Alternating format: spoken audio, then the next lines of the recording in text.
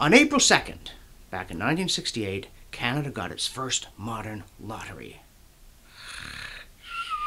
That's pretty uninteresting, you may say, but hang on. April 2nd is also the date, back in 1917, that Jeannette Rankin took her seat in Congress, which also might sound like the answer to a trivia question rather than anything that actually matters.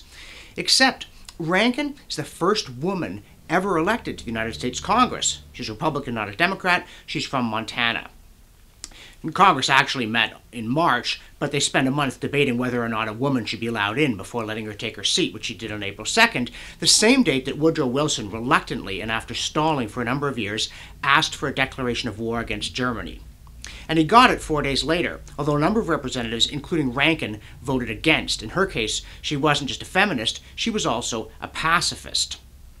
Now, in 1918, she lost the nomination, ran as an independent, and lost the general election, was involved in various progressive causes for the next couple of decades, and then in 1940, she ran for Congress again, and she won again, got her old seat back. Less than a year later, Japan attacked Pearl Harbor, and Congress voted for war. This time, Rankin voted no. She was the only person to do so. She said, as a woman, I cannot go to war, and I will not vote to send anyone else. This infuriated people to the point that an angry mob chased her around the Capitol. She had to take refuge in a phone booth. Naturally, she had no chance of getting re-elected. Next time round, she didn't even bother to run. Again, she got active in progressive causes and resurfaced in a public way as an opponent of the Vietnam War. She even thought about running for Congress a third time before passing away in 1972 in her 90s.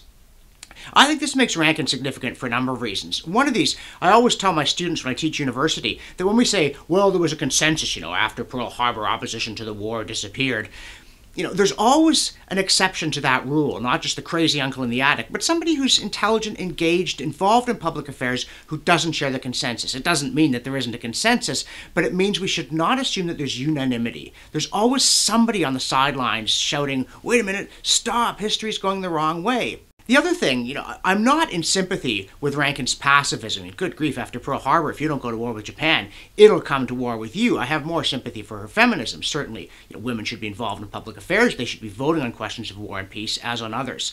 But I admire her because here's a person who stuck to her principles. In an era when so many politicians seem to have consciences so elastic they resemble tissue paper more than any product made of rubber, she stood firm the whole way. She believed one person could make a difference, and in many ways she did make a difference. So that's why I think it's worth celebrating. She was a feminist. She thought women should be involved in public affairs. By golly, she ran for Congress and she won. She was a pacifist. She was against war. I don't think the woman thing mattered. Now that women are soldiers, I think she'd still be voting against war. But she was a convinced pacifist who really insisted there had to be another way. And I think that's worth remembering, that Jeannette Rankin stood for something on April 2nd and every day.